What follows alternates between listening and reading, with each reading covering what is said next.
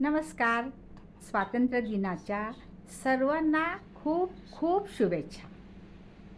आणि याचीच आठवण म्हणून आज मुलांसाठी आपण बनवत आहोत ट्राय कलर डोसा.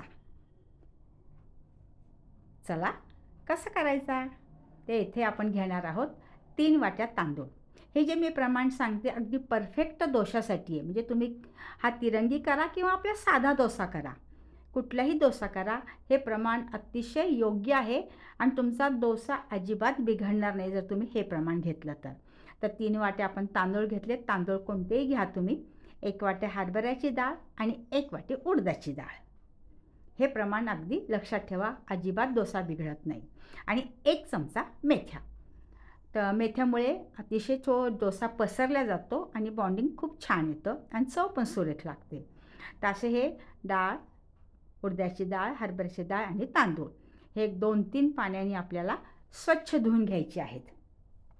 आणि हा डोसा करण्यासाठी आपण जे वेगळे कलर जे वापरणार आहोत ते बाजारातले कलर नाहीत, तर आपल्या घरातल्या भाज्या वापरूनच त्याची कलर आपण करणार आहोत. हिरव्या रंगासाठी आपण पालक वापरणार आहोत. केशरी रंगासाठी आपण गाजर वापरणार आहोत. तर असा हा डोसा आपण छान हायजीन स्वरूपाच्या करणार आहोत.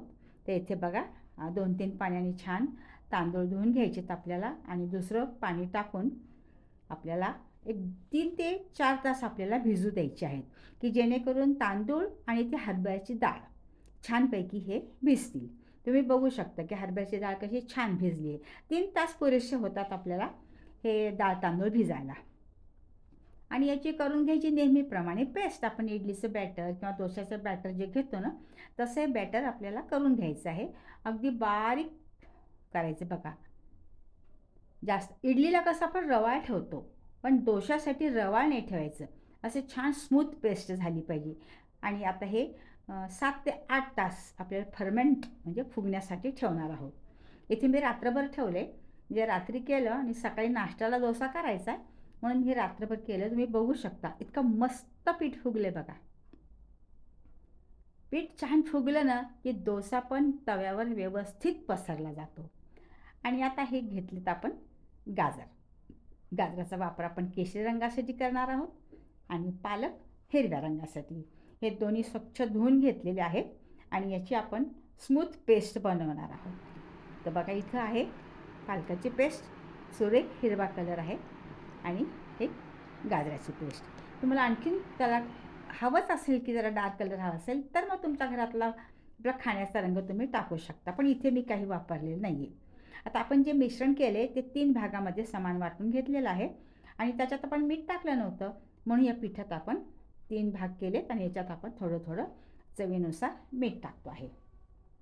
आता एक भाग आपल्याला पांढरा ठेवायचा आहे आणि एका भागामध्ये गाजराची पेस्ट टाकायची, एका भागामध्ये आपल्याला पालकाची पेस्ट टाकायची. असे 3 प्रकारचे आपल्याला वेगवेगळं मिश्रण करून घ्यायचे आहे. कलर येईपर्यंत तुम्ही ही पेस्ट टाकायची आहे. हळूहळू हळू मिक्स करायची आपल्याला. साधारणतः ही 1 वाटीभर पेस्ट आपल्याला लागतेच, कारण की मग कमी जर झाली ना पालकाची पेस्ट तर थोडासा फेंट कलर येतो. आपल्या आपल्या आवडीप्रमाणे बघा तुम्हाला किती टाकायची आहे, त्याचं काही प्रमाण नाही आहे. प्रमाण फक्त आपल्याला डाळ आणि तांदळाचंच घ्यायचं आहे. सुरेख कलर आलेला आहे. हा झाला आपला हिरवा रंग. त्याचप्रमाणे आपण एका भागामध्ये गाजराची पेस्ट टाकणार आहोत. बघू शकता तुम्ही. असं काहीतरी निमित्त असेल ना, असं वेगळं काहीतरी मुलांना करून दिलं की मुलं पण खुश होतात. या हा काय मस्त दिसतो. कारण कधी कधी पदार्थ दिसण्यावरून जास्त खाल्ले जातात. हा संपूर्ण आपल्याला जेवढी पेस्ट केली होती ती पेस्ट आपल्याला पूर्ण लागली आहे, गाजराची पण आणि पालकाची पण. झाले हे आपले 3 मिश्रण तयार आहेत. आता त्याचं पांढरं आपण जे पीठ काढले ना ते थोडंसं घट्ट आहे, कारण की या 2 बाकीच्या याच्यामध्ये आपण गाजराची आणि पेस्ट टाकल्यामुळे त्याचा थोडेसे कन्सिस्टन्सी पातळ आहे. याला आपल्याला पातळ करावी लागेल, त्यामुळे थोडंसं आपण पाणी टाकलेलं आहे आणि तिघांची कन्सिस्टन्सी तुम्ही बघू शकता की जेणेकरून तो डोसा तव्यावर पसरता येईल. हे आपण थोडंसं जाडसर करणार आहोत, कारण की पेपर डोसा नाही करणार, पण याच मिश्रणाचं तुम्ही जर कलर न टाकता केलं ना, अतिशय पातळ कुरकुरीत पेपर असा होऊ शकतो. इथे मी थोडंसं जाड करते आहे, कारण एकावर एक आपल्याला थर टाकायचे आहेत, म्हणून थोडंसं जाड करते आहे. मधोमध आपण केशरी टाकलेले आहे पेस्ट. त्याच्या भोवती आपण टाकतोय पांढऱ्या रंगाचं पीठ. छान पसरून घ्यायचं व्यवस्थित आपल्याला.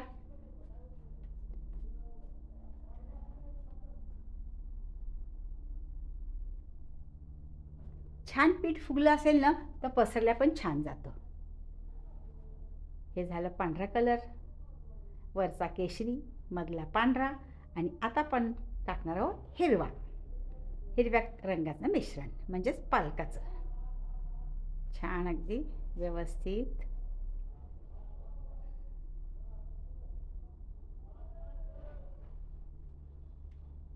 थोडासा वेळ तर लागणार नेहमीच्या डोश्यापेक्षा, पण आता काहीतरी या दिवसाचं स्पेशल करायचं म्हटलं की हे आपल्याला करावंच लागेल. तवा छान तापलेला असला की डोसा पण असा मस्त निघतो. तवा आपला छान तापलेलाच आहे. आता वरतून थोडंसं तेल सोडूया. बघा तुम्ही हिरवा रंग बघा कशी जाळी दिसते. हळुवारपणे तेल सोडून घ्यायचं. तापलेला जर तवा असेल तर पटकन निघतो, कुठेही तव्याला चिटकत नाही. बिडाचा तवा असेल तर बिडाच्या तव्यावर करा, अन्यथा निर्लेपच्या याच्यावर तर काहीच प्रॉब्लेम येत नाही. खालून एकदा चेक करा की झालं आहे का. हे बघ मस्त. वा, असे सगळे डोसे करून घ्या आपण. आणखीन एक बघूया. वा, बेस्ट. कलर बघा ना, हिरवा, पांढरा, केशरी, आणि सोबत करायची आपण नेहमीची जी चटणी करतो, खोबऱ्याची चटणी. आणि मस्त आनंद घ्या. हा स्वातंत्र्य दिन छानपैकी साजरा करा. तुम्हाला हा नक्की व्हिडिओ आवडेल.